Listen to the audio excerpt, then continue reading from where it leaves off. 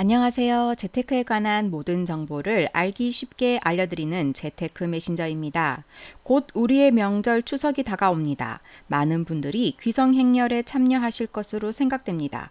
귀성길을 이용하는 수단에는 자기 자동차, 기차, 고속버스 등 여러 가지 교통수단이 있습니다. 그런데 대중교통을 이용할 시 절세 혜택을 받을 수 있다는 사실을 알고 계시나요? 요즘 기름값도 많이 올라서 자차 이용도 부담되는 실정입니다.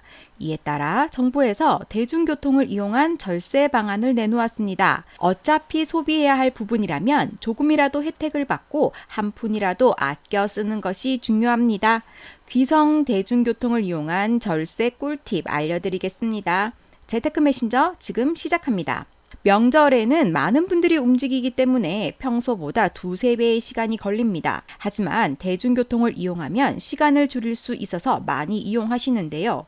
올해 추석 기성 열차 승차권 예매는 이미 시작되었죠. KTX와 SRT 나눠서 예매가 진행되는데요. KTX는 8월 16일이 시작했습니다. 8월 16일에는요, 만 65세 이상 고령자와 장애인을 대상으로 우선 예매를 하고요. 8월 17일에는 경북, 경전, 동해, 대구, 충북, 경북, 중부내륙, 동해 남부선, 그리고 8월 18일에는 호남, 전라, 강릉, 장항, 중앙, 태백, 영동, 경춘선이 예매 대상입니다. 결제 기간은 8월 18일 15시부터 8월 21일 24시까지입니다. 기간 내 결제하지 않으면 자동으로 취소되니 유의하세요. SRT 예매 일정은 다음과 같습니다. 8월 23일 만 65세 이상 고령자와 장애인을 대상으로 우선 예매를 합니다. 8월 24일에는 경부선을 예매하고요. 8월 25일에는 호남선을 예매합니다. 또한 고속버스는 8월 10일부터 예매 가능한데요. 특별 예매 기간은 9월 8일부터 9월 12일까지니 잊지 마세요. 자, 그럼 어떤 절세 혜택이 있는지 자세히 알아보겠습니다.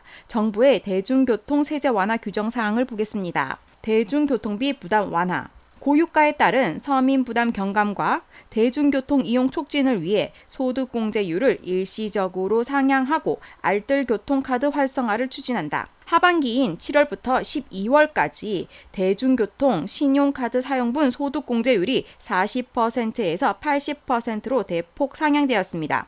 무려 2배나 소득공제율이 상향되었죠. 총 급여의 25% 초과 신용카드 등 사용 금액에 대해 급여 수준별 한도 외에 추가로 대중교통 사용분의 80%를 100만 원 한도 내에서 소득공제가 가능합니다. 지하철, 시내버스, 시외버스, 기차가 포함되며 택시는 해당되지 않습니다. 신용카드, 직불카드 모두 포함되니 참고하시기 바랍니다. 여기에 예시도 있죠.